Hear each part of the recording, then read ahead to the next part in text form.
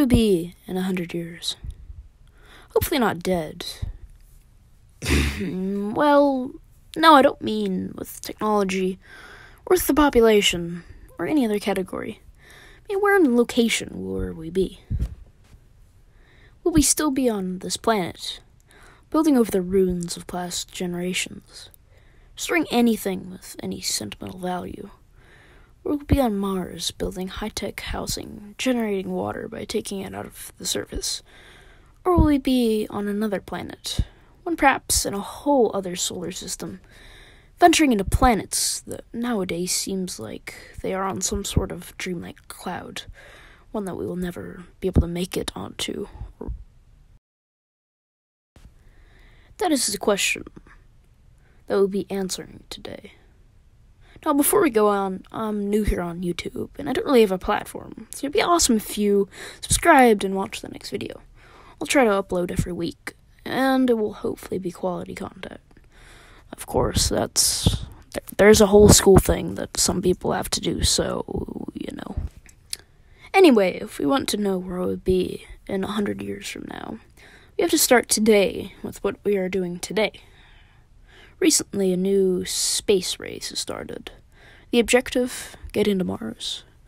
Tons of billionaires and organizations have jumped in, all trying to get to Mars first. This was pioneered by Elon Musk, the genius behind Tesla and SpaceX.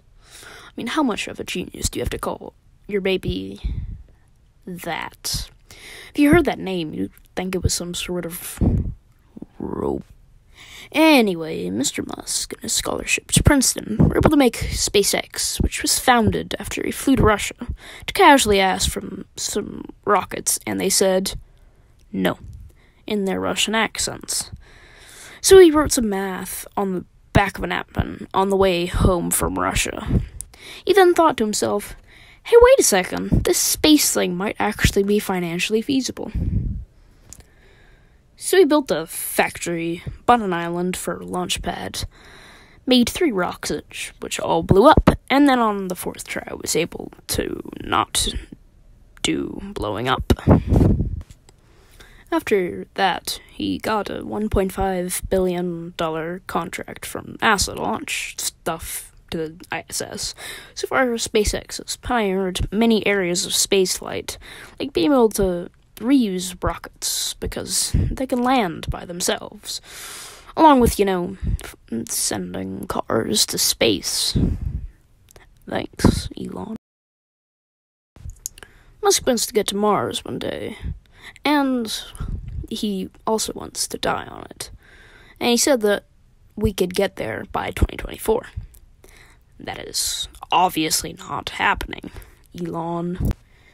In other news, Jeff Bezos created Blue Origin because everything possibly revolutionary has to be copied by Jeff Bezos. This company hasn't really done anything other than use Amazon's money, to be honest. Richard Branson, that other billionaire that I somehow used to think was Chad Kroger, has also started a space company. Wait a second. I thought he was Chad Kroger? To be honest, I have no clue. I'm gonna go hide in my corner of spite now. Anyway, his company, Virgin Galactic, has started saying that they will take people to the actual International Space Station. You look at their website, even you could do it. If had $250,000. Okay, Chad. Anyway, companies such as Boeing and Lockheed Martin, is that how you say it? Yeah. What a dumb name. They're both trying to jump into the boat, and while I do think that they could do some things in the future, they are one of those that I only am covering in this video because they are space companies. And maybe in the future, if Boeing is not completely bankrupt, then they might actually do something. Governments have also been trying to make it into this industry. China's getting into the race, investing in Taiwan 1, which on March 5th launched into the skies and went on its way to Mars. If successful, it would be the first ship to orbit, land, and rover around on Mars on its first time. That would be like if you were able to date, kiss, and then marry on the first. NASA's also invested in going to Mars, as it needs to keep up an image. But so far it's only sent rovers, and is more trying to get back to the moon, as it is not really trying to get humans to Mars in the immediate future. That could change. Well, how does this have to do with the future for our society? Well, as we all know, what we do in the present affects the future. We'll go eat some trashy gummy bears from the 7-Eleven off the highway. The future is not looking so bright for me and my toilet's relationship. By taking strides and making commercial spaceflight something that the regular person could do and pay for, we are making sure that in the future, when all of these companies are pushing for people to go to Mars, it will be able to be done at a reasonable price, meaning that most people will be able to go if they want. Because, say, we are making rockets reusable today, it will dramatically cut costs of flying spaceships, as if you had to make a whole new one each time you flew people. It would cost millions more for people to go. Another thing that would help would be the establishment of a base on the moon, as it would allow for easier transportation from Earth to the Mars.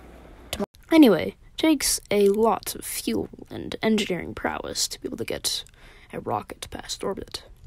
So if they could design rockets that specifically went to the moon, and then would transfer the people onto a capsule or a rocket that would be able to take them to Mars, it would cut cost significantly. It would make it more eco-friendly, along with making sure that the spaceship had enough gas to actually get to Mars, which would kind of be a problem, if you conked out in the middle of it. The main question that we want to know is, with all those advances, where will we be in 100 years? Not very far. Mars will be inhabited, and will have the bare amount of what you need for a colony. This would include things like pumps taking water from Mars's polar ice caps, having sustainable gardens. Elon Musk says that we could have up to 1 million people. That is Elon speak for what I would have to estimate to be around 50,000 people. Will you be able to go to Mars? I believe so. Musk says that we will be able to get to Mars in 2024, but most scientists say 2040, so probably around then. So realistically, you probably could. Just a warning, Elon said in an interview that there will be a few casualties in getting there, so I'd be careful when you flew there. The final question that we will ask today is, where will we go after Mars? Where will we be in 1,000, 2,000, 10,000 years? Well, again, I have no idea, but we can make some assumptions. In the years after Mars is settled, it will grow and grow, and at some point, we will figure out how to make it possible for humans to live outside the building, which is called terraforming. Some suggest nuking the poles, like Elon Musk, but that couldn't work because there isn't enough carbon dioxide release that would make it possible for the atmosphere to be able to be breathed in. According to NASA, NASA, you pessimists, we don't have enough technology to terraform Mars right now. But what do they know? If we could terraform Mars, we basically have 2 Earths, which would make overpopulation many magnitudes less impactful. After Mars, our descendants will be hungry for more. They've done it once, so can't they do it a second time? It could kind of be like a pit stop, a place to refuel before the rest of the journey. Kind of like the moon base, almost. Where would we go after that? We would go further into the next solar system. The problem is the planets out there are so far away, so unknown, we would have incredible amounts of trouble getting there. The closest planet is Proxima Centauri, which is 4.25 light years. That means if you went the speed of light, you could get there in 4.25 years. At a 100th of that speed, it would still take a full 425 years. And a 100th is still about 3 million miles per hour. The fastest moving thing that we have made is 153,000 miles per hour, the Parker Solar Probe. At that speed, we would get there in 8,327 years. Okay, I don't know if it's just me, but I think we'd be dead by then. We would either have to create some sort of miracle science or get teleported by nice aliens. But, and there's a but, when we do get there, or if, because there's a big if, it will be the biggest accomplishment we've ever done.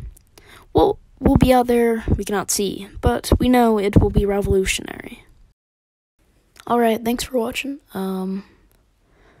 I would love if you could subscribe. I'm pretty new, and this took a lot of work, so it'd be pretty awesome if you you don't even have to subscribe. I don't really care.